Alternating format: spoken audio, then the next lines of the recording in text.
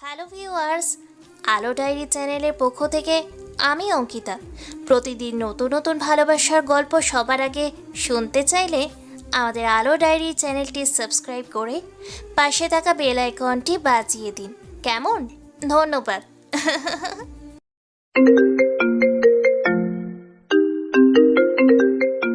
দয়া করো, দয়া করে আমার উপর। আমাকে মেরে ফেললে আমার মেয়েটা একা হয়ে যাবে।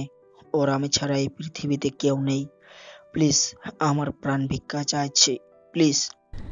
লোকটির বুকভাঙা আর্তনাদ শুনে টিগারে পুশ করতে নিয়েও থেমে যায় হাসান। সামান্য দয়াময় দৃষ্টিতে আমিরের দিকে তাকালো। হাতলযুক্ত চেয়ারে বেশ আয়েশ করে বসে আছে আমির। তার মুখভঙ্গি দেখে মনে হচ্ছে না সে কোনো মানুষ খুন করছে। মনে হচ্ছে যেন সামান্য খাসি জবাই হওয়া দেখছে। শীতল সুরে জানালো, আমারও পৃথিবীতে কেউ নেই। লোকটি ব্যাকুল চিত্তে কাতার হয়ে বলল, আমার কষ্টটা তোমার বোঝা উচিত। আমাকে মারলে আমার মেয়েটা এতিম হয়ে যাবে। আমাকে মেরো না। আমিরের কণ্ঠে দৃষ্টি প্রত্যায়। কিন্তু আপনাকে মরতেই হবে। সবারই মৃত্যু আগে শেষ ইচ্ছে থাকে। আমার শেষ ইচ্ছে হলো আমার মেয়েকে ইতালি পৌঁছে দেওয়ার ব্যবস্থা করা। সেখানে আমার একমাত্র বোন রেশমা থাকে। আমার ওয়ালেটের নোটবুকে রেশমার ঠিকানা লেখা আছে। ঠিক আছে, ব্যবস্থা করা হবে। আপনার এতিম মেয়ের দায়িত্ব আমার উপর দিয়ে আপনি এবার নিশ্চিন্তে মরতে পারেন, মিস্টার জামিল। জাবিদের চোখে কাশিন ভরে উঠল। ইতি মেয়ে শব্দটায় এত বিষেদ ভরা। তীব্র হাহাকার টের পেল সে বুকে। শেষবারের মতো মেয়েটির কণ্ঠে শুনতে পেল মায়া বলছিল, একটা ভালো ফোন লাগবে বাবা। জাবিদ সাহেবের ব্যাগেই মেয়ের জন্য কেনা নতুন ফোন। সেই ফোন হাতে দিয়ে একমাত্র মেয়ের হাস্যোজ্জ্বল মুখ উপভোগ করার সৌভাগ্য তার হলো না। আর কোনোদিন সে মেয়েটিকে দেখবে না। হায় নিয়তি, এত নিষ্ঠুর! গোলাবর্ষণের তীব্র শব্দে কেঁপে উঠল ভূমি। জাবিদ লোহার মতো শক্ত দেহ নিয়ে লুটিয়ে পড়ল সঙ্গে সঙ্গে।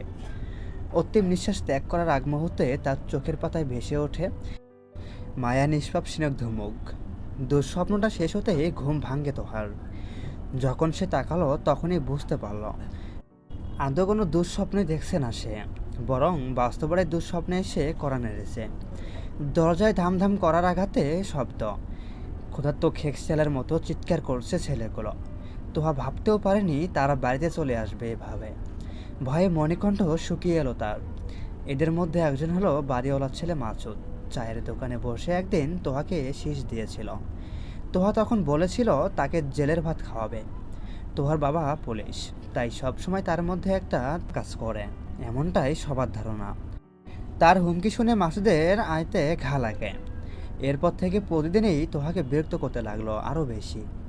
সে কাউকেই ভয় পায় না, এমনটাই বোঝাতে চাইল। তোহা তাকে শিক্ষা দিতে বাবার কাছে নালিশ করে। জাবিদ সাহেব এদের একদিন থানায় নিয়ে গেল, কিন্তু উপর মহল থেকে নোটিশ এলেই তারা ছেড়ে পেয়ে যায়। সেই দিনের প্রতিশোধ নিতে মাসুদ আরও ভয়ঙ্কর হয়ে উঠেছে। তোহা দ্রুত ছোট একটা টেবিলের কোনায় গিয়ে বসে পড়ে। মোবাইল হাতে নিল বাবাকে ফোন করার উদ্দেশ্যে, কিন্তু হায়, বাবার মোবাইল সুইচ অফ দেখাচ্ছে কেন? এবার ভয়ের মাত্রা আরও বেড়ে যায় তোহার। কপাল ঘামতে শুরু করে। ছেলেগুলো বিশ্রী ভাষায় গালাগালি দিচ্ছে। তোহা নিজের কান চেপে ধরল। হৃদয় স্পন্দন তখন উদ্ধার গতিতে। তারা ধাক্কাতে ধাক্কাতে দরজায় ভেঙে ফেলল এক সময়। ভয়ে এবার তোহার মুছা যাওয়ার দশা। মুখটা চেপে ধরে শ্বাস আটকে পড়ে রইল সে। সামান্য নড়াচড়াটুকু করলো না, তাও ছেলেগুলো হই হই করে ওঠে। তোহাকে তারা দেখতে পেয়ে গেছে। মাসুদ একদম তোহার কাছে এসে তার চল চেপে ধরল। অকথ্য গালাগাল দিতে দিতে মাসুদ তোহাকে একটা ঘরে এনে দরজা দিয়ে ফেলে। ধাক্কা মেরে তোহাকে বিছানায় ফেলল। তোহার ছোট্ট শরীর থরথর করে কেঁপছে তখন। বাকিরা বাহিরে পাহারাদার। চারপাশ থেকে অন্ধকার ঘিরে ধরল তোহাকে। মাসুদ কাত খামছে কামিজ ছিঁড়ে নিতেই তোহার চোখ বন্ধ করে বাবাকে ডাকল। তার গলা ফাটানো চিৎকারে বাবা এলো না, কিন্তু হঠাৎ বাহির থেকে চিৎকার ভেসে এলো। বিকট গর্জনের আওয়াজ পেতেই চমকে উঠল তোহা। মাসুদ উঠে দরজার কাছে গেলে বাইরে কি হয়েছে দেখার জন্য। তোহা দ্রুত বিছানার চাদরে নিজেকে গুটিয়ে নিল। বিদ্যারস্ত অসহায়ত্ব দৃষ্টি মেলে এসে দেখল একজন যুবককে। বিলাসদেহী শ্যামসুন্দর চশমা পরিহিত মানুষটির তীব্র আকর্ষে মাসুদকে আঘাত করলো। তারপর কি হলো তার কিছুই তোহা খেয়াল করেনি। সে কেবল দেখতে পায় স্বর্গে দুধের মতো সুদর্শন যুবকটি তার দিকে হাত বাড়িয়ে বলছে, উঠে এসো মায়া। তোহা তখন প্রস্তর ভেদ থমথমে দৃষ্টিতে তাকিয়ে থেকে ভাবছে, কে এই লোক? মায়া বলে তাকে কেবল তার বাবাই ডাকত। দলা পাকানো কান্নায় তোহার বুক ভেঙে আসে। ছেলেটি তোহা সারা পাওয়ার অপেক্ষায় থাকলো না। আচমকা তোহাকে কোলে তুলে নিল বিছানার চাদরটি সহ। তোহার পুরো শরীর আবৃত।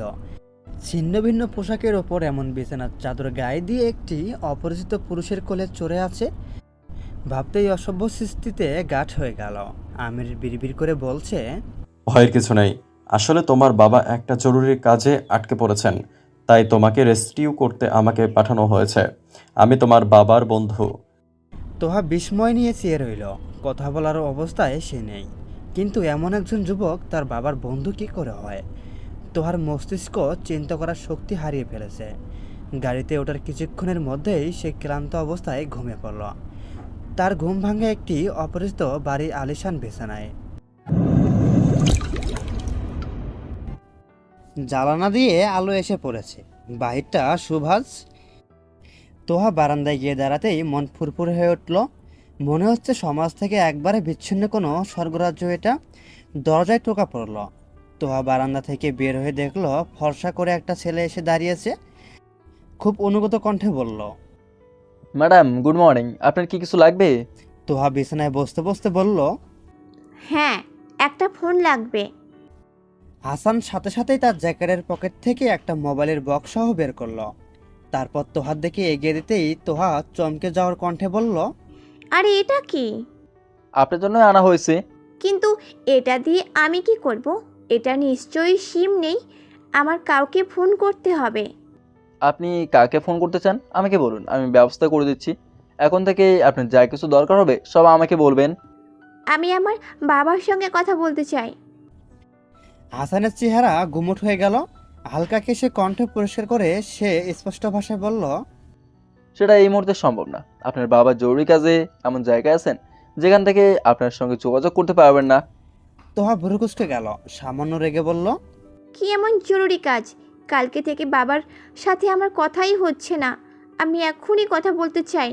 আপনি বাবাকে ফোন করে আমার কথা বলুন। আমার বাবার কাছে আমার থেকে জরুরি আর কিছু হতেই পারে না। তোহা ঝলমল করে হাসল। নিজের বাবাকে নিয়ে একটু বেশি আত্মবিশ্বাস তার। হাসান দৃষ্টি সরে বলল, এটা সম্ভব না। তোহা এবার কঠিন হলো। আপনি আমাকে মোবাইল দিন, আমি কথা বলবো। হাসান কিছুক্ষণ চুপ করে থেকে তোহার হাতে মোবাইল তুলে দিল। তোহা ফোন করতেই ওপাশ থেকে কিরমোর সুরে ভেসে এলো, আপনার ডায়ালকৃত নাম্বারটি এই মুহূর্তে ব্যস্ত আছে। তোহা অবাক হয়ে গেল। বাবা তার ফোন কেটে দিচ্ছে কেন? অবশ্যই তিনি তো জানেন না যে এটা তোহার নাম্বার। জানলে কখনোই কাটতেন না। তোহা মেসেজ করলো, ফোন ধরো বাবা, তোমার সাথে কতক্ষণ ধরে কথা হচ্ছে না। কোথায় আছো তুমি? একটু পর রিপ্লাই এলো, ব্যস্ত আছি, ফ্রি হয়ে ফোন করব। আরে বাবা তো কখনো এমন নিরাশ হয়ে কথা বলেন না। তোহা মন খারাপ করে হাসানের কাছে মোবাইল ফিরিয়ে দিল। আদেশের স্বরে বলল, আমার বাবা যে কোনো সময় ফোন করবেন, তখন তার সাথে সাথে ফোনটা আমাকে এনে দেবেন কিন্তু। জি ঠিক আছে। আপনি ব্রেকফাস্টে কি খাবেন ম্যাম? আমি কিছু খাবো না। বাবা এলে বাবার সাথে খাবো। আপনি এখন যান। হাসান বিভ্রান্ত মুখে বের হয়ে গেল। তোহা পিছু ডেকে বলল, এটা নিয়ে যান। আমার নতুন ফোন লাগবে না। কিন্তু এটা আপনার কাছেই থাকবে ম্যাম। জাভেদ সাহেব এটা আপনার জন্য কিনেছিলেন। এটা বাবার কেনা। তোহা হেসে উঠল। উল্টে পাল্টে মোবাইলটা দেখতে শুরু করলো। তার পছন্দের মডেলটাই তো। বাবা সব মনে রাখেন। একটু আগে বাবার উপর তৈরি হওয়া অভিমানটা নিমিষেই উধাও হয়ে গেল। তোহা ঠিক করলো বাবার সঙ্গে দেখা হলে জোরে ধরে বলবে, আমার বেস্ট বাবা তুমি। I love you too you. দুপুর পর্যন্ত অপেক্ষা করলো তোহা, কিন্তু বাবার ফোন এলো না। এতক্ষণ তো বাবা কখনোই যোগাযোগ না করে থাকতেন না। খুব হাঁসফাঁস লাগছে কেন জানি। তোহা রুম থেকে বের হয়ে হাসানকে খুঁজলো। এই বাড়িটা ট্রিপ্লেক্স। তোহার অবস্থান দোতলার একটি কোণার রুমে। তোহা করিডোরে দিয়ে হেঁটে নিচে যাওয়ার সময় দেখলো বিশাল একটি কাচের কনফারেন্স রুমে আমির দাঁড়িয়ে আছে। তার সামনে লম্বা টেবিল, অসংখ্য কালো কোট পরিহিত মানুষ বসে আছে টেবিল জুড়ে। কেবল আমিরের গেট আপ ক্যাজুয়ালস, ধূসর রঙের পোলো টি শার্ট তার গায়ে, সহজেই তাকে সবার থেকে আলাদা করা যাচ্ছে। সে হাত নেড়ে নেড়ে বক্তৃতা দিচ্ছে, মুখভঙ্গি অত্যন্ত সিরিয়াস। তোহা মানুষটির চোখের দিকে লক্ষ্য করলো। চোখের দৃষ্টি দেখে মানুষ অনেক বৈশিষ্ট্য নির্ধারণ করা যায়। গতকাল তোহা আমিরের চোখে অনেক কাছ থেকে দেখেছিল। তার মনে হচ্ছিল বুদ্ধিদ্বীপ এই চোখ লুকিয়ে আছে ভারী রহস্য, যেন গভীর কোনো অরণ্য। কিছু একটা আছে এই চোখে যা গা ছমছম অনুভূতি দেয়, আকর্ষিত করে, হারিয়ে যেতে হয়। হঠাৎ আমিরের নজর তোহার দিকে পড়ে গেল। তোহা প্রায় থতমত খেয়ে উঠল। সে এমনভাবে মন দিয়ে আমিরের দিকেই দেখছিল যে আচমকা চোখাচোখি হওয়া একটু লজ্জা লাগছে এখন। এই মানুষটাকে তার থ্যাঙ্কস জানানো উচিত। সে না থাকলে গতকাল তোহার কি হতো? হাসান বাইরে এলো। ম্যাডাম, আপনার কি কিছু লাগবে? তোহা ভুলে গেছে সে এখানে কেন এসেছিল। এক আঙ্গুল দিয়ে ভুরু চুলকাতে লাগলো। তারপর হঠাৎ মনে পড়তেই বলল, আমার বাবা কি ফোন করেছে? না ম্যাডাম, আমি তো বলেছি তিনি অনেক ব্যস্ত। মিথ্যে বলছেন আপনি। বাবা যতই ব্যস্ত থাকুক, আমাকে ফোন করতে কখনো ভুলবেন না। আমি আপনার সাথে মিথ্যা কেন বলবো? এটা আমার কি লাভ? একটু আগে কনফারেন্সের রুমে ছিলেন না আপনি? নিশ্চয়ই আপনার ফোন সাইলেন্ট, তাই টের পাননি। এখন একবার চেক করে দেখুন না, বাবা অবশ্যই ফোন দিয়েছেন। হাসান অগাতেই মোবাইল বের করে বলল। আপনিই দেখে নিন। মোবাইলটা হাতে নিয়ে হতাশ নিঃশ্বাস ছাড়ল তোহা। কেউ ফোন করেনি, কিন্তু এটা কিভাবে হতে পারে? শত ব্যস্ততার মাঝেও বাবা তাকে লাঞ্চের সময় ফোন করেন, আর আজকে একবারও ফোন করছেন না। তোহা ঠিক করছে বাবা ফোন না আসা পর্যন্ত সে খাওয়া দাওয়া কিছুই করবে না। তার অনশন চলবে, নিরবচ্ছিন্ন অনশন।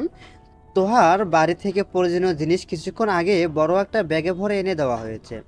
গতকাল রাতে ওই ঘটনার পর ওই বাড়িতে তোহার ফিরে যাওয়া ঠিক হবে না, তাই তাকে এখানেই থাকতে হচ্ছে। তোহাও মেনে নিয়েছে, যেহেতু বাবার আদেশ তাকে তো থাকতেই হবে। অবশ্যই গত রাতের ঘটনাগুলো কিছুতেই ভুলতে পারছে না সে। যখনই মনে পড়ছে নিজেকে তার আশ্বস্তি লাগছে। গোসলের সময় কাঁধের নখের আঁচড়টা দেখে তোহা এক চোট কেঁদে ফেলল। মাসুদকে সে কখনোই ক্ষমা করবে না। একবার শুধু বাবা ফিরে আসুক, তোহা মাসুদের উপযুক্ত শাস্তির ব্যবস্থা করবে। ফিরে সে তোহা দেখলো তার পুরনো মোবাইলটা বাজছে। বৃষ্টির ফোন। হ্যালো বৃষ্টি। তোহা, কোথায় তুই? আমি সকালেও তোর বাড়ি এসে ঘুরে গেলাম, তুই কি বাড়িতে আসবি না? আমি তো অন্য একটা জায়গায় আছি। আসলে কাল রাতে একটা দুর্ঘটনা ঘটেছিল। দুর্ঘটনা? তুই এক কাজ কর, এখানেই চলে আয় না। আমি এমনিতেও খুব বোর হচ্ছি, দাঁড়া তোকে অ্যাড্রেস পাঠাই। তোহা, তুই কি জানিস মাসুদকে যে পুলিশে ধরেছে? তাই নাকি? খুবই ভালো হয়েছে, এটাই তার প্রাপ্য। এর মানে আবার তোর সাথে কিছু হয়েছে?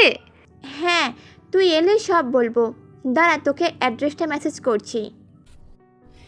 তোহা এই বাড়ির অ্যাড্রেস জানে না, তাই হাসানকে ডেকে জিজ্ঞাসা করলো, এই বাড়ির ঠিকানাটা বলুন তো ভাই, আমার বান্ধবীকে আসতে বলবো। আপনার বান্ধবীর ছেলের নামে? তোহা এই প্রশ্ন শুনে অদ্ভুত দৃষ্টিতে তাকালো। উত্তর দিল, অবশ্যই মেয়ে, বান্ধবীর ছেলে কেন হবে? সরি, তাহলে তিনি এখানে আসতে পারবেন না? আমার সঙ্গে দেখা করতেও আসতে পারবে না? জি না। কেন? কারণ এই বাড়িতে মেয়ে নিষেধ।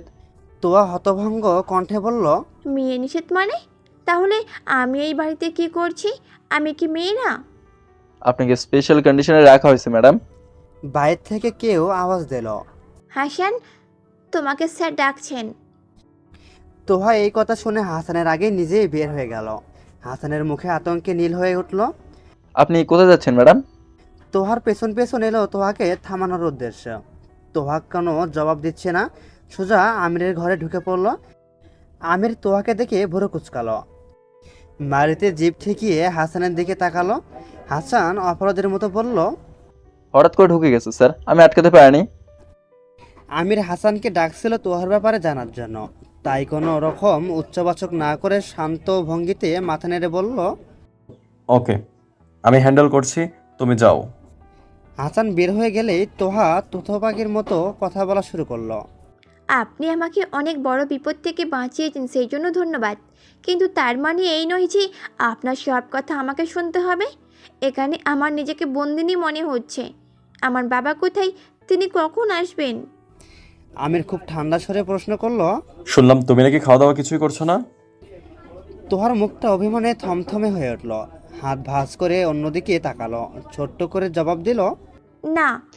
আমির এবার চেয়ারটা ঘুরিয়ে সরাসরি দেখলো মেয়েটাকে, চোখ দিয়ে স্ক্যান করলো কয়েক মুহূর্ত। বয়সে যুবতী হলেও কিশোরীর মতো ছিপ ছিপে ছোট্ট শরীর, চেহারায় আলদে কোথাও যেন একটা ছেলে মানুষই ভাব। ঘাড় পর্যন্ত লম্বা ছেলে চল, পাতলা গড়নে গাল, ছোট্ট মুখ, যে মুখ দেখে বোঝা যায় খুব জেদ্দার। তোহা বলল, বাবা না এলে আমি কিছুই খাবো না, পানিও না। আমার বাবা কখন আসবে বলুন? তোমার বাবা আসবে না।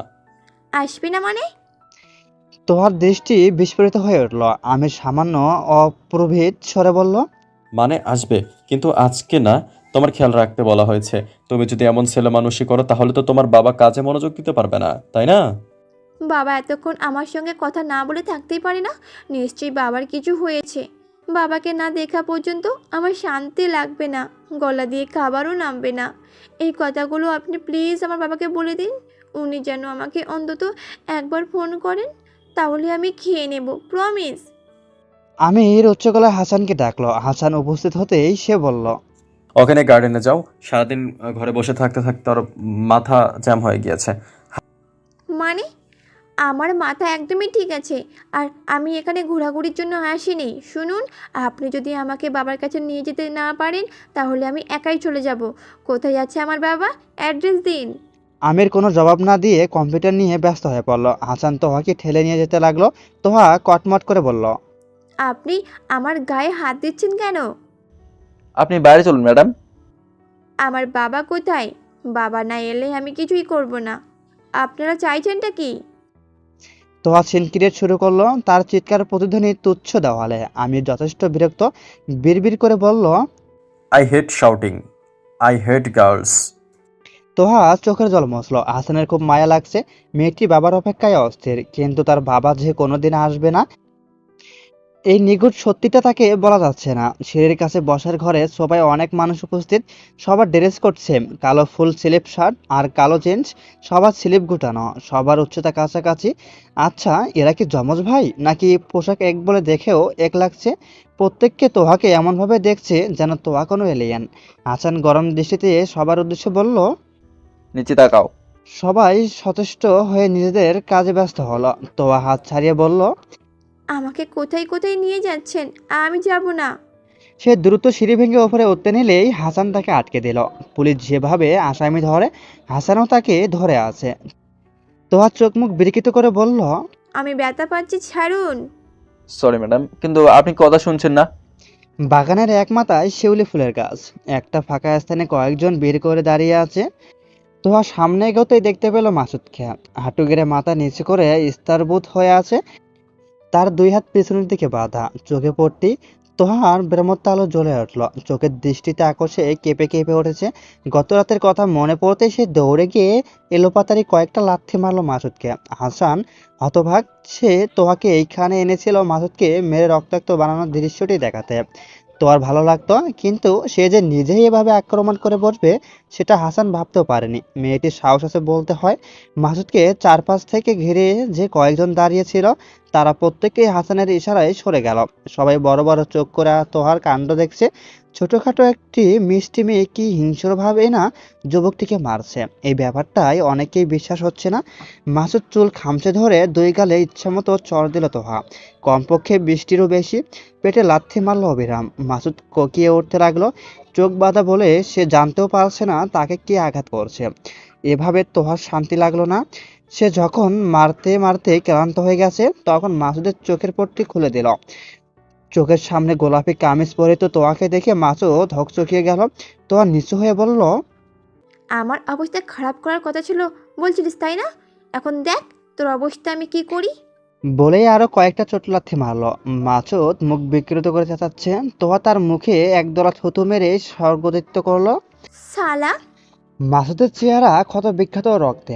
হাসান এগিয়ে এসে হাততালি দিল। Well done madam.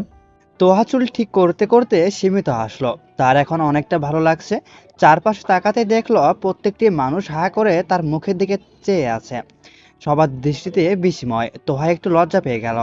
উপরে তাকাতে দেখলো আমির বারান্দায় দাঁড়িয়ে পুরো ঘটনা দেখছে। তোহা মৃদু হাসলো। এই মানুষটির প্রতি আবারও চরম কৃতজ্ঞতা মন ভরে উঠল।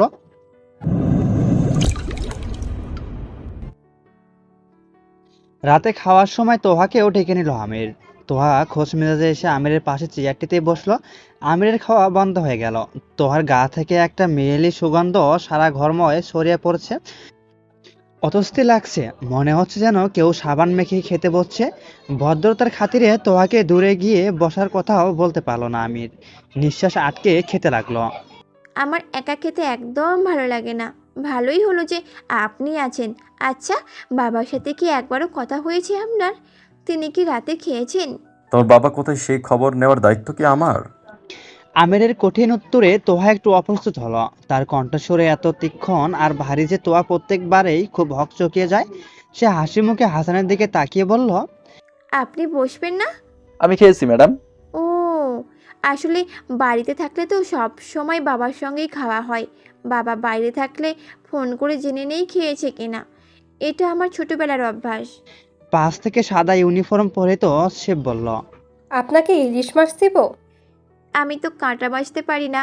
বাবা থাকলে আমাকে কাঁটা বাছে দিতেন। এটা আপনি খেতে পারেন। এই মাছে কাঁটা নেই, ভিনেগার দিয়ে কাঁটা গলিয়ে রান্না হয়েছে। ওয়াও, তাহলে তো খাওয়াই চাই। আমির টিস্যু দিয়ে মুখ মুছে উঠে যেতে নিলেই তোহা বলল, আরে আপনার খাওয়া শেষ নাকি? প্লিজ আরেকটু বসুন। আমার না একা খেতে একদমই ভালো লাগে না। আমির একটু থতমত খেয়ে তাকালো। এভাবে কেউ তার সঙ্গে কখনো কথা বলে না। তার ইচ্ছা করলো কঠিনভাবে এখনই একটা ধমক দিতে, কিন্তু খুব কষ্টে নিজেকেই সংযত করলো। আমিরের মাঝে ভদ্রতা, নম্রতা, বিনিময় কিংবা সৌজন্যতার কোনো প্রভাব নেই। তোহার সামনে কিরিমো সেজে থাকতে তার খুবই অসহ্য লাগছে। কথা না বললে আমি খেতেই পারি না। আপনি মনে হয় একটু কম কথা বলেন। আচ্ছা, আমার বাবার সাথে আপনার পরিচয় কিভাবে হলো? তিনি আপনার বন্ধু কিভাবে হলেন? মানে আমার বাবার সাথে আপনার বয়সের তো আকাশ পাতাল পার্থক্য। বন্ধুত্ব করার জন্য কি সমবয়সী হওয়া জরুরি? তোহা একটু ইতস্তত করে বলল। তা নয়। আমির তোহার দিকে তাকালো। অসম বয়সে শত্রু যদি হতে পারে, তাহলে অসম বয়সে বন্ধু কেন হওয়া যাবে না? তোহার পেটে কথা সাজানো থাকলেও বলে ফেলতে পারে না। আমির তার চোখের দিকে তাকালেই সবকিছু ঘোলাটে মনে হয়। তোহা মাথা নিচু করে বলল, ফ্রেন্ডশিপ করার জন্য তো মেন্টাল ম্যাচও তো লাগে। অনেস্টলি বলছি, বাবার সাথে আপনার কোনো মিলই নেই। আমার বাবা হাসি খুশি মানুষ।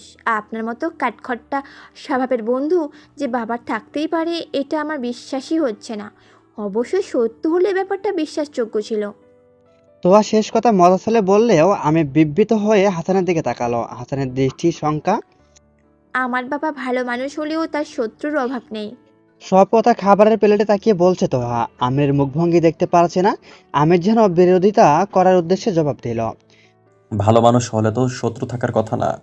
তোহা হালকা প্রতিবাদী সুরে বলল, কে বলেছে এই কথা?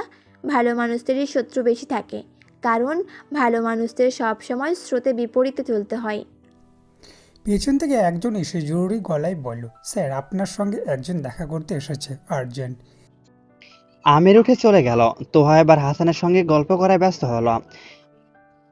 আবির বিনিপ্তা। ছোটবেলায় বাবাই ডাকতো আবির বলে। বাবার মৃত্যুর পর থেকে কেউ তাকে এই নামে ডাকেনি। ছোটবেলায় আবিরের সাথে বর্তমান আমিরের বিস্তর পার্থক্য।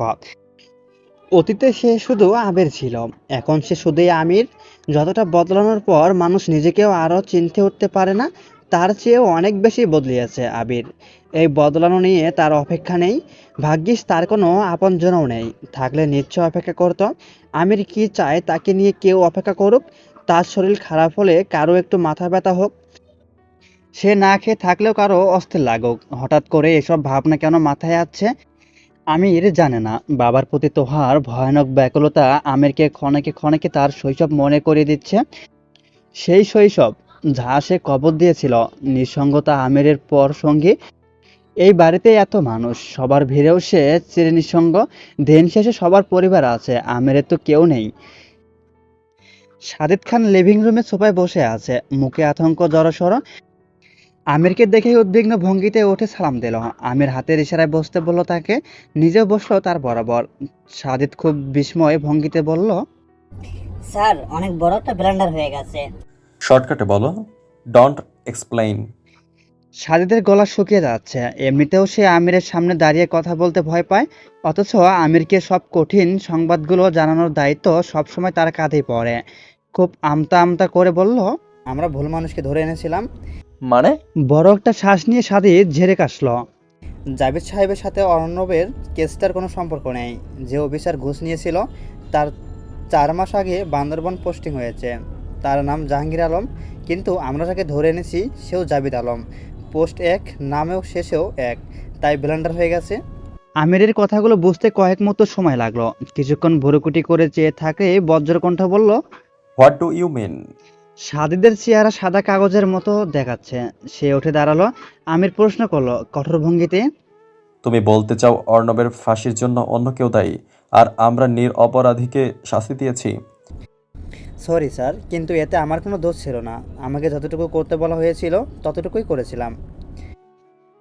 সাদেদ খুব আর্তনাদের সুরে ক্ষমা চেতে লাগলো, কিন্তু আমির চিন্তা করছে অন্য বিষয়। সত্যি কি তার এত বড় ভুল হলো? সে যাচাই বাছাই ছাড়া একজন নিরপরাধকে মেরে ফেলবে এমন বেফাস কাজ তো কখনোই করেনি।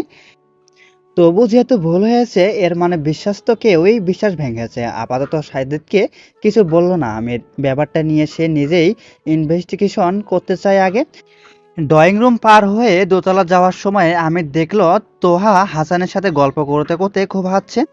আমির এক দৃষ্টিতে তাকিয়ে থেকে হতাশার নিঃশ্বাস ছাড়লো এক সময়। মনে মনে বলল, আমাকে ক্ষমা করে দিও। রাতে তোহা বাবাকে খুব মিস করেছিল। এর আগেও অনেকবার বাবা কাজের সুবাদে যোগাযোগ বিচ্ছিন্ন রেখেছে। টানা 3 দিন ধরে বাবার কোনো খোঁজ নেই। এমনও হয়েছে নেটওয়ার্কের বাইরে থাকলে তো ফোন করে জানানো সম্ভব হয় না। তবে এইবার তোহার একটু বেশি অস্থির লাগছে। কেন এমন লাগছে কে জানে। তোহা ফোন হাতে নিয়ে মেসেজ করলো। I miss you so much বাবা। আমির পায়চারি করছিল। মেসেজের টোন শুনতে পেয়েই মোবাইল হাতে নিয়ে দেখলো তোহার মেসেজ। কিছুক্ষণ ভাবলো কি করবে। এরই মধ্যে আবার একটা মেসেজ এলো। একটা কথা বলবো বাবা, কখনো সরাসরি বলা হবে না, তাই ভাবলাম মেসেজেই বলে দিই। বলতে এত ইচ্ছা করছে, আমি তোমাকে অনেক ভালোবাসি বাবা। তুমি ছাড়া আমার কেউ নেই। তুমি আমার পৃথিবীর একমাত্র শীতল ছায়া, যে ছায়ার নিরাপদ আশ্রয়ে আমি সব সময় শান্তি খুঁজে পাই। গত মাসে আমি একটা ভয়াবহ অন্যায় করেছিলাম। তোমাকে না জানিয়েই বন্ধুদের সাথে কক্সবাজার গিয়েছিলাম। বিপদের আশঙ্কায় তুমি আমাকে কখনো কোথাও যেতেই দাওনি, তাই মিথ্যা বলতে হয়েছে। কিন্তু সত্যিটা তোমাকে না বলা পর্যন্ত শান্তিই লাগছিল না। তুমি কষ্ট পাওনি তো বাবা? প্লিজ বলো। না। থ্যাংক ইউ সো মাচ বাবা। আমি জানি তুমি আমার ওপর রাগ করতেই পারো না। আমার মিষ্টি বাবা, good night. Good night. Reply দেখে তোহার মনটা খুব খারাপ হয়ে গেল। উফ, এর মানে কি বাবা তার উপর রেগে আছে? রেগে না থাকলে এভাবে বলতো, আমার মিষ্টি মামনি গুড নাইট। তোহার অস্থিরতা আবার বেড়ে গেল। কিছুই ঠিক লাগছে না। ঘরে সফোকেশন হচ্ছিল বলে সে ছাদে উঠলো। ছাদের কোণে সে দেখলো লম্বা একটি কালো ছায়া দাঁড়িয়ে আছে। অন্য কেউ হলে ভাবতো জিন ভূত, কিন্তু তোহার ঠিক চিনতে পারলো মানুষটিকে। মৃদু এসে বলল, গুড ইভিনিং মিস্টার আমির। আমির চমকে উঠল। হাতে ধরে থাকা ফোনটি চট করে পকেটে ভরে নিল। তোহা আমিরের পাশাপাশি এসে দাঁড়ালো। এত রাতে কি করছেন? কিছু না। তারপর কাঠখোটা মুরব্বির মতো শাসনের সুরে প্রশ্ন করলো, ঘুম নেই তোমার? ঘুম আসছে না বলেই তো ছাদে এসেছি। ঘরে খুব সাফোকেশন হচ্ছিল। ঘুম আসবে না কেন?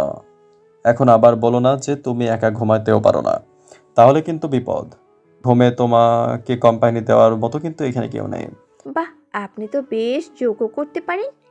আপনাকে আমি বেসরিক মানুষ ভেবেছিলাম। এমন আমি আরো অনেক কিছু করতে পারি যা তুমি কল্পনাও করতে পারো না। আমিরের সৌতুকে তাকালো। দৃষ্টি শীতল। তোহার গা শিরশিরি একটা অনুভূতি হচ্ছে। শুরু থেকে খেয়াল করছে সে, কিছু মানুষ সরাসরি চোখের দিকে তাকিয়ে কথা বললে অস্বস্তি হয়। আমিরও সেরকম। মনে হয় চাহনি দিয়ে সে ছুঁয়ে দিচ্ছে। তোহা দীর্ঘশ্বাস ফেলে সামনে তাকালো। উদাসী গলায় বলল, বাবা বাইরে থাকলে আমার ঘুম আসে না। তুমি কি বাবা ছাড়া একটা কথাও বলতে পারো না? আমির চোয়াল শক্ত করলো। আমার বাবার ব্যাপারে কথা বললে আপনার গায়ে ফোসকা পড়ছে কেন শুনি? আপনি কি Rafsan? Who is this? Rafsan আমার কলেজ ফ্রেন্ড, ভার্সিটিতেও আমরা একসাথেই পড়েছি, কিন্তু ডিপার্টমেন্ট ভিন্ন। ওর সাথে আমি যতবার বাবার গল্প করি ততবারই ও অ্যাটম বোমের মতো ফোঁস করে ওঠে। আসলে বাবা ওকে খুব একটা পছন্দ করে না তো, ও লাফাঙ্গার ধরনের ছেলে, এই জন্য রাফসানও বাবার আলাপ পছন্দ করে না। কিন্তু আপনার সমস্যা কি? বাবা তো আপনার ভালো বন্ধু, তাই না? তোহা, আমার মনে হয় তুমি তোমার বাবার প্রতি একটু বেশি অবশেষ। আপনার ধারণা একদম সঠিক। বাবার প্রতি আপসেট হওয়াটা কি খারাপ? কারো ওপর বেশি এত ডিপেন্ডেন্ট হওয়া ভালো নয়, যে সেই মানুষটা ছেড়ে গেলে আমাদের একেবারে শূন্য হয়ে যেতে হয়। হঠাৎ ছেড়ে যাওয়ার কথা কেন এলো? তোহার কণ্ঠ থমথমে হয়ে উঠল। এমনি বলছি, লাইফ খুব আনপ্রেডিক্টেবল। শুনুন, বাবা আমাকে কখনো ছেড়ে যাবে না, কারণ বাবা জানে তাকে ছাড়া আমি একদম শূন্য। সে ছাড়া পৃথিবীতে আমার কেউ নেই। ছোটবেলায় একটা গল্প শুনেছিলাম, যখন মানব শিশুকে সৃষ্টি করে পৃথিবীতে পাঠানো হচ্ছিল, তখন সে খুব ভয় পেয়ে সৃষ্টিকর্তাকে প্রশ্ন করলো, ওই নিষ্ঠুর পৃথিবীতে আমি টিকবো কিভাবে? শুনেছি পৃথিবী নাকি খুব ভয়ঙ্কর জায়গা, আর আমি সেখানে যাব অবুঝ এক শিশু হয়ে। আমার নিরাপত্তার নিশ্চয়তা কি? তখন সৃষ্টিকর্তা উত্তর দিলেন, আমি পৃথিবীতে তোমার জন্য একজন অ্যাঞ্জেল রেখেছি, যে তোমাকে সব বিপদ থেকে বাঁচাবে, তোমাকে আঁকলে রাখবে, খুব আদর করবে, তোমাকে নিজের থেকে পৃথিবীর সবার থেকে অনেক বেশি ভালোবাসবে। মানব শিশুটি উৎফুল্ল হয়ে বলল, আমি তাকে চিনব কী করে? তার নাম কি হবে? সৃষ্টিকর্তা বললেন, তার যে কোনো নাম হতে পারে, কিন্তু তুমি তাকে সবসময় মা বলে ডাকবে। আমি চুপ করে আছে। তোহা বলল, সেই শিশুর সাথে আমার পার্থক্য হলো, আমি আমার অ্যাঞ্জেলকে বাবা বলে রাখি। এবার তোহা বা হাতে চোখ মুছে হাসল। বাবা আমাকে ছেড়ে চলে যাবে এই কথা আমি ভাবতেও পারি না। আমার এত মায়া দেখেও বাবা আমাকে মায়া বলে ডাকেন। আমি বাবার পৃথিবীর একমাত্র মায়া। I am sorry. আপনি কেন সরি বলছেন? আমি জানি না। আমির মাথা নিচু করল। তোহা লজ্জিত কণ্ঠে বলল, আমি অযথাই খুব ইমোশনাল হয়ে যাচ্ছি, সরি যদি আপনাকে বেশি বোর করে থাকি। আচ্ছা, গুড নাইট। আমির কি জবাব দেবে বুঝতে পারল না, নিশ্চুপ হয়ে রইল। তোহার অবশ্যই জবাবের অপেক্ষাও রইল না, বের হয়ে গেল। তার খুব ফাঁকা ফাঁকা লাগছে, এত কান্না পাচ্ছে। হঠাৎ করে মনে হচ্ছে বাবা যদি তাকে ছেড়ে সত্যি কখনো ছেড়ে যায়, তখন তার কি হবে? পুরো পৃথিবীতে যাদের কেউ নেই, তারা কিভাবে বাঁচবে? ম্যাডাম, আমি কি ভিতরে আসবো? হাসান সাহেব আসুন। আমি হাসান না, আমার নাম সৌরভ। তোয়া ভালো মতো পর্যবেক্ষণ করলো। মানুষটি দেখতে কিছুটা বয়স্ক। তাকে কি আঙ্কেল ডাকা উচিত নাকি ভাইয়া? খুবই বিভ্রান্তিকর ব্যাপার। তোহা কিছুই ডাকলো না। মানুষটি মাথা নিচু করে আছে। তোহা চোখের দিকে তাকাচ্ছে না। আপনি কি এখন ব্রেকফাস্ট করবেন নাকি পরে? তোহার এই প্রশ্নের উত্তর না দিয়ে পাল্টা প্রশ্ন করলো, বাবা কি আজও আসবে না? এই ব্যাপারে আমি কিছু জানি না, স্যার বলতে পারবেন। আমাকে এইখানে আর কয়দিন থাকতে হবে বলুন তো? আমি কিন্তু খুব বোর হচ্ছি। স্যার যখন বলবেন আপনার বাড়ি পৌঁছে দেওয়া হবে। তাহলে আমি আপনার সাথে কেন কথা বলছি? সবাই যেহেতু স্যার বলবেন, আমিও স্যারের সাথে কথা বলতেই তো পারি। স্যারের সাথে এখন কথা বলা যাবে না, তিনি ব্যস্ত। তোহা সর্বশেষ কথা সম্পূর্ণ অযোগ্য করে বেরিয়ে গেল। করিডোর পার হয়ে আমেরের বেডরুম দৌড়ে যেতে তার 3 মিনিট সময় লাগে। অর্ণব আমেরের খুব বিশ্বস্ত সহচর। 6 বছর ধরে সে আমেরের হয়ে কাজ করছে। ধীরে ধীরে আমেরের ডান হাত হয়ে উঠছিল। হঠাৎই তাকে একটি মিথ্যা কেসেই জড়িয়ে ফাঁসির ব্যবস্থা করা হয়। যারা এমন করছে তারা মূলত আমিরকে দুর্বল বানাতে চেয়েছে। আমির সেই সময় দেশের বাইরে ছিল বলে এই ব্যাপারে কিছু জানতো না। দেশের ফেরার পর সব জানতে পারে। অর্ণবের বিরুদ্ধে যে লয়ার দাঁড়িয়ে ছিল তাকে হত্যা করা হয়। এই ঘটনার সঙ্গে যারা জড়িত ছিল তারা সবাই শাস্তি পেয়েছে, শুধু বেঁচে গেছে জাহাঙ্গীর আলম। আমিরের ধারণা তাকে কেউ প্রোটেক্ট করছে, আর সেই কেউ নিঃসন্দেহে আমিরের বিশ্বস্ত কেউ। নয়তো এমন ভুল হতো না। আচ্ছা, যে এটা করেছে তার মূল উদ্দেশ্য কী ছিল? জাহাঙ্গীর আলমকে প্রোটেক্ট করা নাকি জাবিদ আলমকে বিপদে ফেলা? বিষয়টা বোঝার জন্য আমির গোপনে তার সঙ্গে কর্মচারীদের ব্যাপারে খোঁজ নেওয়া শুরু করলো। হাসান সকালের মধ্যেই সবার অতীতের রেকর্ড সবকিছু অ্যানালাইসিস করে আমিরকে আসল তথ্য জানালো। স্যার, সাজিদের সাথে জাভেদ সাহেবের ব্যক্তিগত একটা শত্রুতা ছিল। একবার ধর্ষণের অভিযোগে সাজিদ জেলে যায়, যেখানে সে পুলিশ অফিসার তাকে মেরে রক্তাক্ত করে। তিনি জাভেদ সাহেব। তখন থেকেই সাজিদের সাথে তার ঝামেলা। এই ব্যাপারটা আমরা কেউ জানতাম না।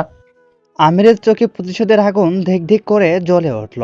আকর্ষে চোয়াল শক্ত করে বলল, সাদিককে আসতে বলো। Okay sir. হাসান বের হয়ে যাওয়ার আগে জিজ্ঞেস করলো, জাবিদ আলমের মৃত্যুর কথা তার মেয়ে জানবে কখন স্যার? এখনো কিছু জানানোর দরকার নেই, সময় মতো তাকে সব বলা হবে। হাসানের মনটা উসখুস করছে। তোহার জন্য খুব খারাপ লাগে তার। সামান্য ভুল বোঝাবুঝির কারণে জাবিদ সাহেবকে মারতে হলো। ব্যাপারটা সে মানতেই পারছে না। রুম থেকে বের হতে দেখলো তোহা দাঁড়িয়ে আছে। হাসান থতমত খেলো। তোহার মুখভঙ্গি দেখেই বোঝা গেল যে ভেতরে সব কথাই শুনেছে। হাসান অপ্রস্তুতভাবে কিছু বলার আগেই তোহা তার স্বরে চিৎকার করে উঠল, আমার বাবা কোথায়? বলুন, বাবা কোথায়? হাসান জবাব দেওয়ার আগে ভেতর থেকে বের হয়ে এলো আমির। তোহা ছুটে গিয়ে আমিরের কলার চেপে ধরে পাগলের মতো ঝাঁকাতে শুরু করলো। তার এখন উদাসীন আচরণে ভেবাচাকা খেয়ে ইতস্তীভূত হয়ে রইল আমির। খ্যাপাটে ষাঁড়ের মতো তোহা গর্জন করে বলল, আমার বাবা মরেনি, আমার বাবা মরেনি, সত্যি কথা বলুন, আমার বাবা কোথায়? আমি সবকিছু ধ্বংস করে দেব, সবাইকে ধ্বংস করে দেব। বাবা, আমার বাবা কোথায়? তোহা চিৎকারে ভবন কেঁপে উঠেছে। আমির আচমকা তার মুখ চেপে ধরে খুব শান্ত কণ্ঠে বলল, তোমার বাবা মারা গিয়েছে, বুঝেছো? তোমার বাবা মারা গিয়েছে মানে এটাই সত্যি।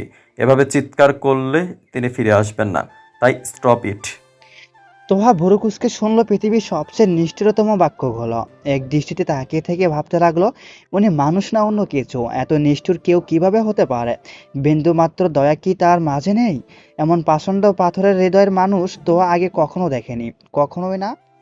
এই শোনো না, প্রতিদিন ভালোবাসার নতুন নতুন গল্প পেতে ও শুনতে চাইলে আমাদের আলোর ডায়েরি চ্যানেলটি সাবস্ক্রাইব করে পাশে থাকা বেল আইকনটি বাজিয়ে দিও, কেমন?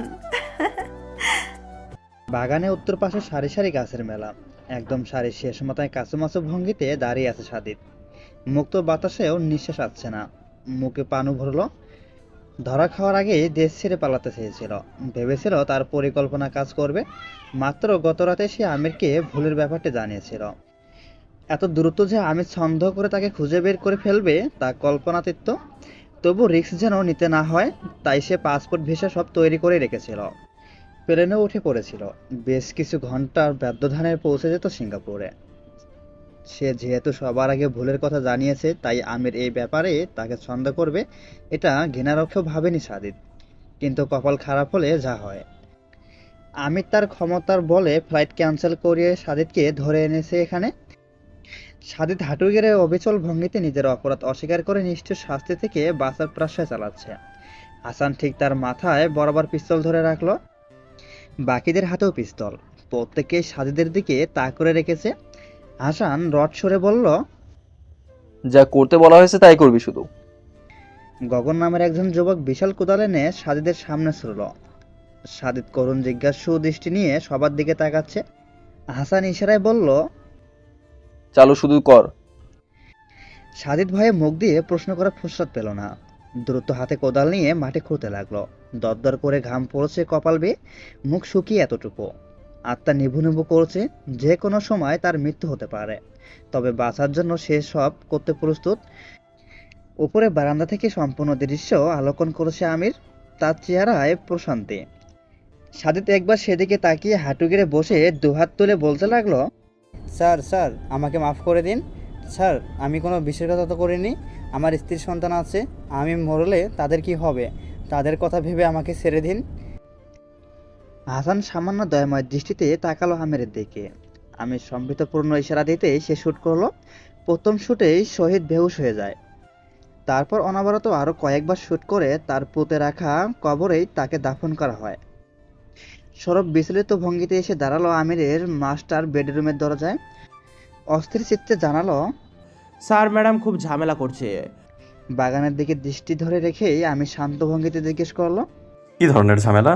ভাঙচুর করছে, বলছে তার বাবার সঙ্গে দেখা করতে না দিলে সে কিছুতেই থামবে না। আমির কিছুক্ষণ চিন্তা করলো। তারপর হঠাৎ উদ্যোগী হয়ে বলল, তোয়ার ঘরের দিকে ছুটে গেল আমির। ইতিমধ্যেই সারা ঘর এলোমেলো করে তুলছে সে। বিছানার চাদর উল্টা পাল্টে, ড্রেসিং টেবিলের আয়না ভেঙে গুঁড়ো করে, দৃষ্টিনদ শোপিস প্রধান সামগ্রী হয়ে চূর্ণ ভিন্ন করে এমনভাবে ফোঁস ফোঁস নিঃশ্বাস নিচ্ছে যেন সে কোনো মানসিক বিকারগ্রস্ত রোগী। তাকে এমনভাবে ধ্বংসশীলা চালাতে দেখে আমি শান্তভাবে তার হাত দুটো ধরে পেছনে আটকালো। তারপর মুখোমুখি দাঁড়িয়ে খুব কঠোর ভঙ্গিতে প্রশ্ন ছড়ল। কি শুরু করেছে এসব? তোহার ক্ষিপ্ত রক্তিম দৃষ্টি আচানক আলতো হয়ে গেল আমিরের টানা পেশিযুক্ত মুখের সামনে, রহস্যময় সেই চোখের সামনে। ক্ষণক মুহূর্ত চেয়ে থেকে খুব আড়ষ্ট কণ্ঠে উচ্চারণ করল। আমার বাবা মরেনি। আমি তোহার চোয়াল হালকা হাতে চেপে ধরেই বলল, উনি মরে গিয়েছে, আর এটাই সত্যি। আমি বিশ্বাস করি না। পর মুহূর্তেই তুরক তেজ ঝলে উঠে বলল, আমার বাবার কিচ্ছু হয়নি, না কিচ্ছু হয়নি। তোয়ার হাত ছেড়ে খানিক দূরে গিয়ে দাঁড়ালো, মুখভঙ্গি অত্যন্ত স্বাভাবিক রেখে মাথা নাড়িয়ে বলল, নিদারুণ সত্যর মুখোমুখি হওয়ার জন্য প্রস্তুত থাকো তাহলে। আমিরের কথার অর্থ বুঝলো না তোহা। ধারালো একটি বিস্মতার অনুভূতি দাপাদাপি করছে মরে। আঘাত লাগছে ভীষণ। দুই হাত মাথা খামচে ধরে মেঝেতে বসে পড়ে সে। আমির বের হয়ে যাওয়ার সময় বলল, আবিদ সাহেবের ডেড বডি এই বাড়িতে আনার ব্যবস্থা করো সরম। তোহার পিলে চমকে উঠল কথাটি শুনে। সামনে রাখা ছিল আধা ভাঙ্গা একটি টিপট, পা দিয়ে মারি সেটিও গুঁড়ে করে দিল এক মুহূর্তে। তারপর চিৎকার করে কেঁদে উঠে বলল, আমার বাবার কিচ্ছু হয়নি, না কিচ্ছু হয়নি। বাবা please come back, I need you বাবা, প্লিজ কাম ব্যাক।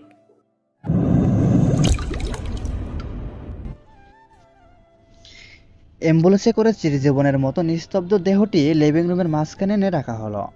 তোয়া আস্ত পায়ে হেঁটে আসছে বুড়ো কুচকনে। সব কিছু একটা ঘোরের মতো লাগছে। জীবনের সবচেয়ে ভয়ঙ্কর স্বপ্নটি কি সে এই মুহূর্তে দেখেছে। মাথায় ঝাঁকড়া করা কয়েকটি গুলি নিয়ে শুয়ে আছে জাবির সাহেব, অথচ দেখে মনে হচ্ছে তিনি ঘুমান্তন। তোয়া নতজানু হয়ে ডাকলো, বাবা, এই বাবা। জাবির সাহেব কোনো জবাব দিল না। তোহা তার বাবা হাত দুটো ধরে নিজের গালে স্পর্শ করলো। তার চোখ ছাপিয়ে জল নেমেছে। অসহায়ের মতো সে ডাকছে, ও বাবা, বাবা। হাসান দৃশ্যটি সহ্য করতে না পেরে অন্যদিকে তাকালো। আঙ্গুলের ডগা দিয়ে গড়িয়ে পড়া জল আটকে উপরে দৃষ্টিপাত করতেই দেখলো আমি তাকিয়ে আছি নিচে। জীবনে এই প্রথম নিজ হাতে হত্যা করার পর কাউকে মর্গ থেকে তুলে এনেছে সে। জাবির সাহেবের নাকি জানাজার হবে, সেই জায়গায় অংশগ্রহণ করতে হবে সবাইকে। নিতান্তই ভুলের বশবর্তী হয়ে যে জঘন্য অন্যায় সে করেছে তার প্রোৎসাহিত করতেই এত প্রচেষ্টা। তোহা তার বাবার বুকে আছড়ে পড়ে পাগলের মতো কাঁদতে শুরু করলো। হঠাৎ অবস্থা বেকতিক দেখে আমির ইশারায় বলল, মৃত্যু ব্যক্তি স্ট্রেচার সরিয়ে নিতে। সবাই যখন জাবির সাহেবকে তুলে অগ্রসর হলো তখন সাথে সাথেই তোহা স্ট্রেচার টেবিল থেকে একটি কাঁচের ফ্লাওয়ার বাস তুলে সেটি ভেঙে সবার দিকে তাক করে বলল, কেউ আমার বাবার কাছে আসবে না, তাহলে আমি এই মুহূর্তে সবাইকে খুন করে ফেলবো। আচমকা তোহার এমন আচরণ দেখে ঘাবড়ে গেল সবাই। এটা রাখুন ম্যাম, লাশ দফা করতে এমনিতেও অনেক দেরি হয়ে গেছে। খবরদার আমার বাবাকে লাশ বলবে না। তোহার ধমকে পিছিয়ে গেল আফসান। আমি নেমে এসে শান্ত গলায় বলল, এরকম কেন করছো মায়া? মায়া নামটি শুনেই বুকে ধরাস করে কেঁপে উঠল তোহার। তার মানে হলো যেন বাবা এখনই উঠে যাবেন, তাকে আবার মায়া বলে ডাকবেন। কিন্তু বাবা ডাকছেন না, তাই আমিরের মুখে নামটি শুনে কান্নায় ভেঙে পড়ল সে। আমির কাছে এসে হাত বাড়িয়ে দিল। ওইটা রেখে উঠে আসো প্লিজ। সবাইকে হতবাক করে দিয়ে তোহা আমিরের আদেশ পালন করলো। হাত ধরে থাকা কাঁচ খণ্ডটি রেখে সে আমিরের হাতে ধরল। আমির তাকে টেনে তুলতেই আচমকা লুটিয়ে পড়ল সে আমিরের বুকে। তাকে জড়িয়ে ধরে বাঁধ ভাঙা নদীর মতো কেঁদে উঠল। আমির অনুভব করলো সে বুকের বাম পাশে অবিরাম অস্থিরতা, তীক্ষ্ণ একটি ব্যথা। অপরাবোধ নাকি অন্য কিছু ভাবতে পারলো না। তোহা করুণরোধ কণ্ঠে ফিসফিসিয়ে আওড়ালো, আমার বাবার হত্যাকারীকে শাস্তি দেওয়ার জন্য আপনাকে ধন্যবাদ। আমির অনেকটা চমকে উঠল। কোন শাস্তির কথা বলছে সে? তোহা কি তাহলে সাদিদকে তার বাবার খুনি ভাবছে? দীর্ঘশ্বাস ছাড়লো আমির। প্রত্যেকে না হোক পরোক্ষভাবে হলেও সাদিদ এই খুনের জন্য দায়ী, কিন্তু তোহা পুরো সত্যিটা এখনো জানে না। জাবির সাহেবের জানাজা শুরু হলো। জহরের পর তোহার ইচ্ছামতো মাদ্রাসার কিছু অনাথ ছাত্রদের ডাকা হলো। বড় ইমাম সাহেব এসে কোরআন তেলাওয়াত করলেন। তোহা সাদা সালোয়ার কামিজ গায়ে জড়িয়ে সবাইকে নিজে হাতে বিরিয়ানি পরিবেশন করলো। জানাজা থেকে ফিরে এসে সবাই খেতে বসেছে। তোহা আন্তরিক দৃষ্টিতে সবাইকে বলল, আমার বাবার জন্য আপনারা দয়া করবেন, আল্লাহ যেন তাকে জান্নাত নসিব দান করেন।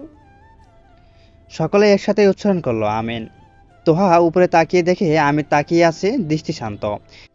তোহার মনে হলো এই মানুষটির কাছে তার ঋণের শেষ নেই। সে না থাকলে আজকে হয়তো তোহার বাবার মৃত্যুর পরও এত কিছু করার সুযোগ পেত না।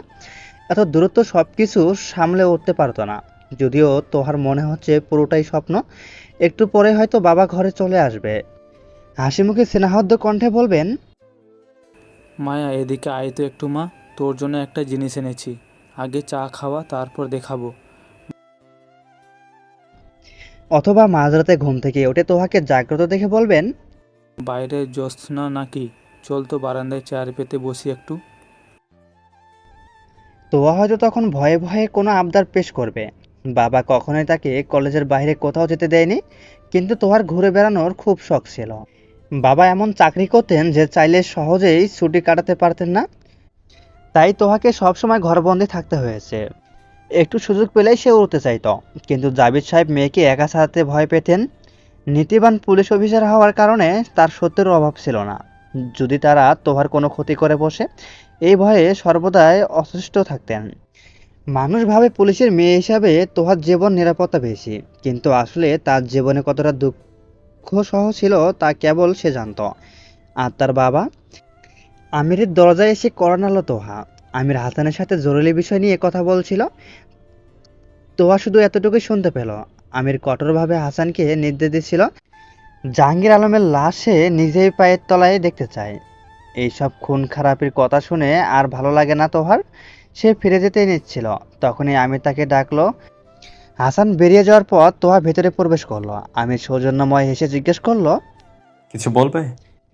আমিরের হাসিটা দেখে তোহার কষ্ট হলো। কেমন যেন মেকি হাসি। মানুষটা কি তার সামনে জোর করে হাসে? তোহা নতমুখে বলল, সব কিছুর জন্য আপনাকে অনেক ধন্যবাদ। আমির একটা দীর্ঘশ্বাস গোপন করলো। সে কি এমন করেছে? পুরোটাই ছিল প্রায়শ্চিত্ত। আবারও হাসান চেষ্টা করে বলল, ধন্যবাদ দেওয়ার কিছু নেই। তোমার বাবার কাছে আমি অনেক ঋণী, তার জন্য এতটুকু করতেই পারি। তোহাকে সাদা পোশাকে কেমন নিঃসব দেখাচ্ছে।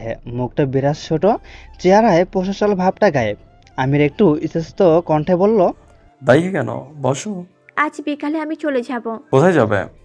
আমির অবাক। তোহা মলিন এসে বলল, এই বাড়িতে তো থাকার আর প্রয়োজনীয়তা দেখছি না, শুধু শুধু আপনাকে বিরক্ত করা। তুমি থাকলে আমি বিরক্ত হব, এই কথা কি বললো? তাছাড়া তোমার বাবাকে আমি একটা কথা দিয়েছিলাম, তোমাকে ইতালি পাঠিয়ে দেব। সেই ব্যবস্থা না হওয়া পর্যন্ত এখানেই থাকবে তুমি। ইটালি? প্রশ্নবিদ্ধ দৃষ্টিতে তোহা তাকালো। এই বিষয়ে কিছু জানতো না সে। আমির মাথা নেড়ে বলল, সেখানে নাকি তোমার রেশমা ফুপু থাকেন। তোমার বাবার শেষ ইচ্ছা ছিল তুমি ওনার কাছে চলে যাবে। আমাকে দায়িত্ব দিয়েছিলেন, আর দায়িত্ব তো পালন করতে হবে, তাই না? তোহা বিস্ময়ে অস্থির হয়ে উঠল। রুদ্র সাহেব বলল, এই দায়িত্ব তিনি আপনাকে কেন দিলেন? এর মানে কি বাবা জানতেন তিনি মরে যাবেন? আমির অপ্রস্তুত হলো।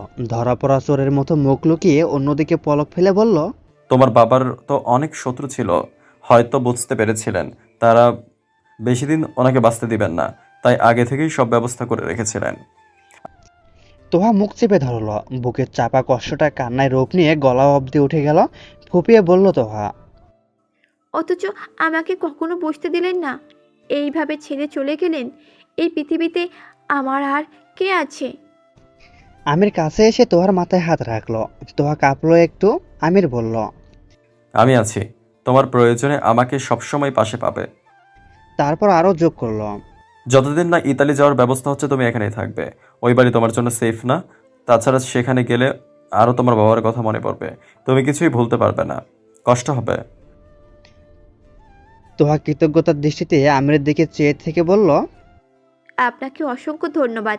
আপনি না থাকলে আমি একদম একা হয়ে যেতাম। আমি সব সময় থাকবো, চিন্তা করো না। তোহার এত ভালো লাগলো কথাটা। সব সময় থাকবে?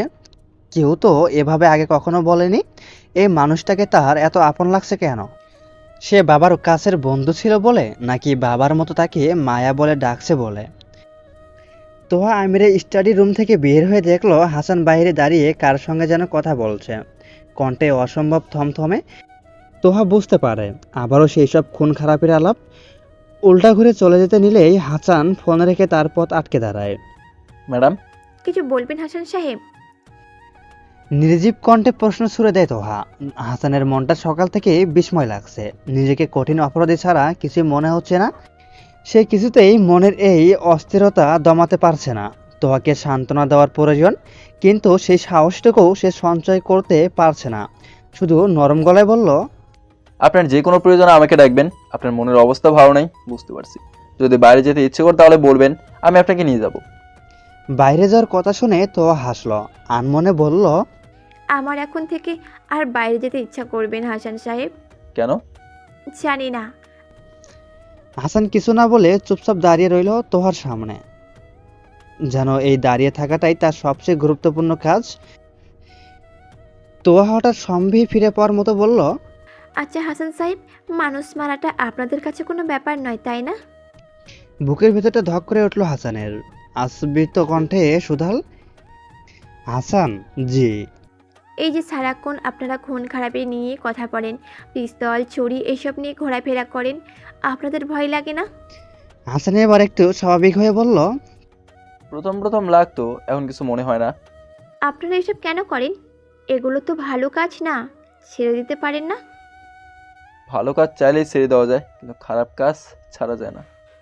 তাই তোহাকে খুব অপ্রকৃত অবস্থায় দেখায়, হাসান বলল। চলুন আপনাকে ঘর দিয়ে আসি। তোয়া হাত বাড়িয়ে ধাতা দিল, না, আমি একাই যেতে পারবো। তারপর স্বাগতিত্ব করল। এখন থেকে তো আমাকে একাই চলতে হবে।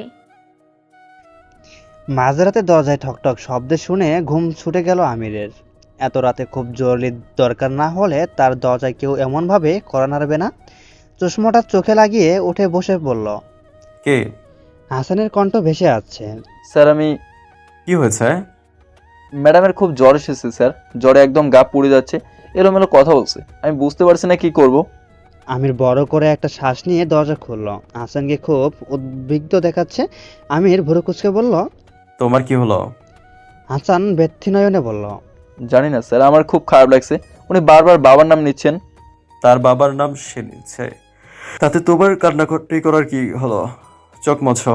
হাসান এই প্রশ্নের কোনো জবাব দিতে পারল না। আলতো হাতে চোখের জল মুছল। আমির হন হন করে হেঁটে তোহার ঘরে ঢুকলো। তার উস কপালে হাতে রেখে কোমল গলায় বলল, মায়া কি অবস্থা দেখে? তোহা সঙ্গে সঙ্গে হাতটা চেপে ধরলো আমিরের। জ্বরের ঘরের পোলাপ বকতে লাগলো, বাবা আমাকে ছেড়ে যেও না বাবা, প্লিজ। তোমাকে ছাড়া থাকতে আমার খুব কষ্ট হচ্ছে বাবা, আমি তোমাকে খুব ভালোবাসি। তোহার আত্মনাদ শুনে মনে হয় 10-11 বছরের অবুঝ কিশোরী। আমিরের অসুস্থবোধ হলেও হাতটা টেনে সরিয়ে নিল না। ধৈর্য ধরে থার্মোমিটার দিয়ে তোহার জ্বর মেপে নিল, তারপর নাপা ট্যাবলেট খাওয়ালো। যদি এর মধ্যে জ্বর না কমে তাহলে ডাক্তার ডাকতে হবে। হাসানের দিকে চেয়ে আমির বলল কথাটা। তোহার সাথে সাথেই প্রতিবাদ করলো, ডাক্তার লাগবে না, আমি ঠিক হয়ে যাব। ডাক্তার লাগবে কিনা সেটা আমি বুঝবো, তোমার কথা বলার দরকার নেই। চুপচাপ শুয়ে থাকো, রেস্ট নাও। আপনি শুধু শুধুই কষ্ট করলেন, আমার এখন মোটামুটি ভালো লাগছে, আপনি যেতে পারেন। শিওর তো মেয়ে? হুম। আমির দীর্ঘশ্বাস ছেড়ে উঠে দাঁড়ালো। দরজার কাছে যেতে নিয়ে দেখলো হাসান ঝিম ধরে দাঁড়িয়ে আছে। আমির একটু বিরক্তকর হয়ে বলল, তোমার কি সমস্যা হাসান? আসছো না কেন? আমি থাকি, ম্যাডামের যদি কোনো কিছুর প্রয়োজন হয়। আমির খুব অদ্ভুত ভঙ্গিতে হা করে তাকিয়ে রইল, যেন হাসানের কথার অর্থ তার বোধগম্য হচ্ছে না। এমন সময় তোহা মৃদু এসে বলল, আপনি যেতে পারেন হাসান সাহেব, এই মুহূর্তে আমার কিছু লাগবে না, প্রয়োজন হলে আপনাকে ডেকে নেব। হাসানও বুঝতে পারছে এত রাতে তার তোহার বেডরুমে বসে থাকা সমীচীন নয়, তাই বাধ্য হয়ে বের হয়ে গেল। ঘরে এসে আমির বিছানায় গা এলিয়ে দিল। যত দ্রুত সম্ভব তোহাকে ইতালি পাঠানোর বন্দোবস্ত করতে হবে। এই কাজটি সেরে ফেলতে পারলেই তার দায়িত্ব শেষ। এইভাবে স্বস্তির নিঃশ্বাস নিল। একটু পর আবার দরজায় খটখট শব্দ। আমির ভাবলো হাসানি এসেছে, তাই কোনো প্রশ্ন না করেই দরজা খুলে দিল। কিন্তু দেখলো তোহা দাঁড়িয়ে। আমির হকচকিয়ে গেল। আরে তুমি কেন এই শরীর নিয়ে উঠে এলে? ডাকলেই তো হতো। আমি কি একটু ভেতরে আসতে পারি? আসো। তোহা আমিরের বিছানায় এসে বসলো। খুবই উসখুস করতে করতে বলল,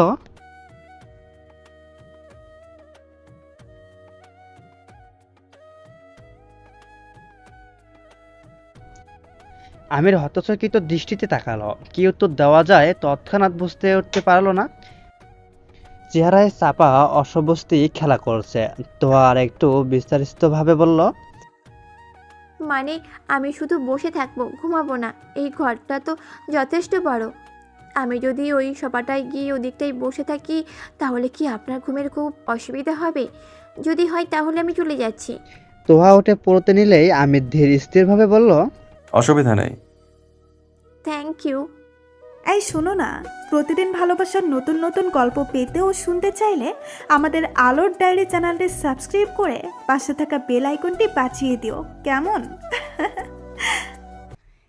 ডিম লাইটের মৃদু টিমটিমে আলোয় ঘর ভরে আছে। বাইরে ভরা পূর্ণিমা, চারটা কি আশ্চর্য সুন্দর। তোহা নিষ্পলক কিছুক্ষণ চাঁদের দিকে চেয়ে থাকলো। তারপর হঠাৎ চোখ গেল আমিরের দিকে। মানুষটা উপর হয়ে ঘুমাচ্ছে, চোখে এখন আর চশমা নেই। তোহার কেন জানি এত ভালো লাগে। সে শুধু এই মানুষের দিকে চেয়ে সব কিছু ফুলে থাকবে বলে এই ঘরে এসেছে। হয় কেবল একটি বাহানা মাত্র। আমিরের গভীর চোখের দৃষ্টিতে যে এক সন্মহীন শক্তি আছে, সেই শক্তির কাছে তোহা বশ্যতা স্বীকার করেছে অনেক আগে। সে টিপ টিপ পায়ে হেঁটে আমিরের নিকটে বসল। তাকে কাছ থেকে দেখতে পারার লোভটা সামলানো গেল না। গভীর ঘুমেও তার চেহারার গম্ভীরতা।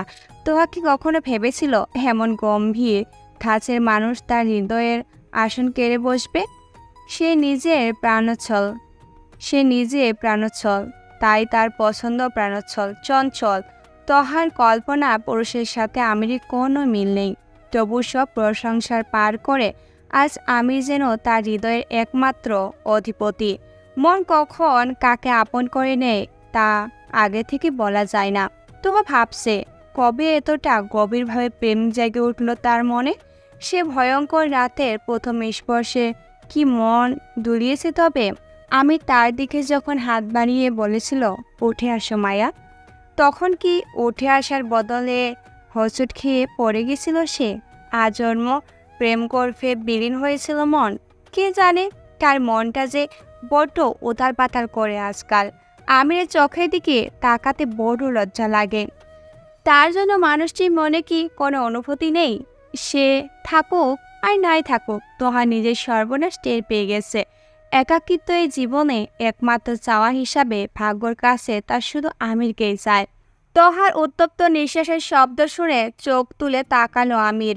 সে তখন সচকিতই ছিল। মেয়েটা তার পাশে এসে বসা মাত্রই সে টের পেয়েছে তোহার গায়ের মেয়েলি সুবাসতা নাশাগন্ধ প্রকাশ করা মাত্রই রোগে রোগে প্রবেশ করেছে অস্থিরতা। অস্থিরতার পাল্লা ক্রমেই বাড়ছে। তাকে চোখ খুলতে দেখে তোহা ভীষণ ভয়ে উঠে দাঁড়ালো। আমতা আমতা করে কৈফত দেওয়ার মতো করে বলল, জানালার বাতাসে খুব ঠান্ডা লাগছিল, তাই এখানে এসে বসেছি। আপনার ঘুমে ডিস্টার্ব হবে বুঝিনি, সরি। যেন কিছুই হয়নি এমন একটা ভাব করে আমির পাশ ফিরল। কুমোর দয়ার স্বরে বলল, জানালা বন্ধ করে দাও। বলে সে চোখ বুঝল। তোহার ভিতরে থেকে বের হয়ে এলো অস্বস্তির একটি চাপা নিঃশ্বাস। অপমানে কাড়া দিল শরীর। সে কি বেশি বাড়াবাড়ি করে ফেলেছে? তাড়াহুড়ো করে এক ছুটে ঘর থেকে বের হতে নিচ্ছিল, তখনই চোখ আটকে গেল দরজার পাশে টেবিলের একটি ছবিতে। ছবির মানুষটিকে সে চিনে, কিন্তু নাম মনে করতে পারছে না। সে কিছুক্ষণ ছবিটি ইনিয়ে বিনিয়ে দেখার পর হঠাৎ প্রশ্ন করার ভঙ্গিতে উচ্চারণ করল, ইফাত আব্রাহাম। আমি প্রায় সঙ্গে সঙ্গে উত্তর দিল, আমার বাবা। কেঁপে উঠল। বড় বড় চোখ করে তাকিয়ে অবাক কণ্ঠে বলল, আপনি ইফাত আব্রাহামের ছেলে? আমি চোখ খুলে তার দিকে তাকালো একবার। অসন্তোষজনক কণ্ঠে শুধালো, কেন বিশ্বাস হচ্ছে না? তোহা যে হাতে ছবি ধরে আছে সেই হাত কাঁপছে। চোখ অবিশ্বাস্য উদ্যোগ। কিয়ক্ষণ চেয়ে থাকার পর সে ধরা গলায় বলল, আমি শুনেছিলাম তিনি নিজের ছেলের হাতে খুন হয়েছিল। আমির অত্যন্ত স্বাভাবিক স্বরে জানাল, ঠিক শুনেছ, আমি সেই খুনি ছিলে। তোহার হাত থেকে পিছলে পড়ে গেল ছবিটি। শীত দ্বারা পেয়ে প্রবেশ করল শীতল স্রোত। আতকে জমে উঠল শরীরটা। আমি নির্লিপ্ত দৃষ্টিতে একবার তোহার দিকে তো আরেকবার পড়ে যাওয়া ছবিটির দিকে তাকালো। তারপর বিছনা থেকে নেমে এসে মেঝে থেকে ছবিটি তুলে টেবিলে যেভাবে সাজানো ছিল সেভাবে সাজিয়ে রাখলো। কিছুই হয়নি এমন ভাব করে তোহার দিকে তাকিয়ে তার কাঁধে হাত রেখে বলল, আর ইউ ওকে? তোহার মুখের রক্ত গায়েব হয়ে সাদা ফ্যাকাশে রং ধারণ করেছে। চোখের দৃষ্টি অস্থির। ছাতিতে আমিরের হাত সরিয়ে সে এক ছুটে বের হয়ে গেল ঘর থেকে। একবারের জন্য পিছনে ফিরে তাকালো না। তাকালে হয়তো দেখতে পেত আমিরের ঠোঁটের পরিষ্কার হাসিটা। সকালে তোহার ঘরে ব্রেকফাস্ট নিয়ে হাজির হলো হাসান। দরজা নক করে বলল, ম্যাডাম আসবো? তোহার শক্ত পাথরের মতো জমট বেঁধে বসে আছে, কোনো জবাব সে দিল না। হাসান আবারও ডাকলো। ম্যাডাম? তোহা একটু চমকে উঠল, যেন ভয় পেল। হাসান হাসি মুখে অনুমতি চাইল। ভেতরে আসবো? আসুন। হাসান ঢুকলো, তার পিছনে পিছনে খাবার নিয়ে ঢুকলো আরেকজন। ছোট টেবিলের উপর খাবারগুলো বসিয়ে রেখে সে চলে গেল। হাসান আন্তরিকভাবে বলল, কালকে থেকে কিছু খাচ্ছেন না, একটু খেয়ে নিন ম্যাডাম, নাহলে শক্তি পাবেন না। তোহা ধ্যানমগ্ন হয়ে আছে। হাসান খুব ইতস্তত বোধ করলো। তার পাশে গিয়ে বসতে ভয় লাগছে, তাও সাহস করে গেল। তোহার পাশে বসেই বলল। Any problem madam? তোহা হাসানের চোখের দিকে তাকালো, কেমন যেন একটি ভরসার আলো খুঁজে পেল। লোকটি সবসময় তার কথা ভাবে, তার জন্য উতলা হয়ে থাকে। তোহা আর্দ্র কণ্ঠে বলল, আমাকে একটা সাহায্য করবেন হাসান সাহেব? তোহার প্রশ্নে দ্রবীভূত হয়ে হাসান হাসল, বাধ্য কণ্ঠে বলল, নিশ্চয়ই করব। করিডোর দিয়ে যাওয়ার সময় তোহার ঘরের দরজা খোলা দেখে কৌতূহল বশত একটু ঘাড় বাঁকিয়ে তাকালো আমির। দেখতে পেল তোহা বিবেশের মতো কাঁদছে আর হাসান তার পিঠে হাত বোলাচ্ছে। দৃশ্যটা দেখার সাথে সাথে নিজের ঘরে গিয়ে হাসানকে ডেকে পাঠালো সে। হাসান এলো বেশ কিছুক্ষণ পর। স্যার ডেকেছিলেন? কোথায় ছিলে এতক্ষণ? হাসান সামান্য লজ্জিত স্বরে বলল, ম্যাডামের সাথে গল্প করছিলাম। আমির অবাক হয়ে তাকাতেই হাসান থতমতে খেয়ে বলল, আসলে ওনার মনটা ভালো নেই তো, আমার কাছে অনেক কিছু বলে কাঁদলেন। তুমি কি সান্ত্বনা দিলে? আমি যেন কৌতূহল করলো। হাসানের মুখ শুকিয়ে অর্ধেক, মাথা নিচু করে অস্পষ্ট স্বরে বলল, সরি স্যার। সরি বলার কিচ্ছু নেই, তুমি যেটা করেছো সেটা খুবই অ্যাপ্রিসিয়েবল কাজ। Well done. হাসান একটু চমকালো, তারপর হেসে থ্যাংক ইউ স্যার। বলল। আমির ঠোঁটের নিচে আঙুল রেখে একটু ভাবুক হয়ে বলল, এমন কাজ করার জন্য তোমাকে আমার পুরস্কৃত করার ইচ্ছে করছে। কি চাও তুমি বলো? স্যার কি বলেন, এটা তো আমার কাজেরই অংশ, আমার কিছু লাগবে না। আমি তার জন্য মাত্র রেখে যাওয়া ঠান্ডা ইস্পাতের গ্লাসে চুমুক দিয়ে বলল, সেটা বললে কিভাবে হয়, নিশ্চয় লাগবে। আচ্ছা যাও, তুমি ডিসাইড করতে না পারলে আমি বলি। আজকে থেকে তোমার ছুটি। আগামী 1 মাস আমার আশপাশে তোমাকে আসতে হবে না। তুমি তোমার ফ্যামিলির সাথে সময় কাটাও। ইচ্ছে হলে ট্যুরেও যেতে পারো। প্রয়োজনে খরচপাতি মোবারক আঙ্কেলের কাছ থেকে নিয়ে যাও। এটাই তোমার পুরস্কার। হাসান পুরোপুরি চুপসে গেল। বুঝতে পারলো এতক্ষণ আমি যা বলেছে তা সবই ছিল রসিকতা। সে সুকৌশলে হাসানকে চাকরি থেকে ছাঁটাই করে দিচ্ছে। ব্যাপারটা বোঝা মাত্র হাসানের চেহারায় ভর করলো অসহায়ত্ব। উদ্যোগী হয়ে বলল, আই এম সরি স্যার, আমি কি কোনো ভুল করছি? আমাকে মাফ করবেন, কিন্তু এত বড় শাস্তি দেবেন না দয়া করে। এই চাকরি আমার খুব দরকার। তোমার চাকরি তোমারই আছে হাসান। মাত্র 1 মাসের জন্য আমি তোমাকে কাজ থেকে অব্যাহতি দিয়েছি, এতে তোমারই লাভ। তাছাড়া সারাদিন এত খাটনি চাই তোমার উপর দিয়ে, একটু রেস্টও দরকার আছে। আমার কোনো রেস্টের দরকার নেই স্যার, প্লিজ এমন করবেন না। হাসানের চোখে জমে আছে অশ্রু। সে জানে একবার এই বাড়ি থেকে বের করা হলে সে আর কোনোদিনও ঢুকতে পারবে না। আমির তাকে ভদ্রভাবে তাড়িয়ে দিচ্ছে। সে হাঁটু গেড়ে বসে অনুরোধ শুরু করতে লাগলো, কিন্তু আমির এই সব কিছু শোনার তাগিদ অনুভব করলো না। দৃঢ়স্বরে বলল, don't force me to be rude, just get out.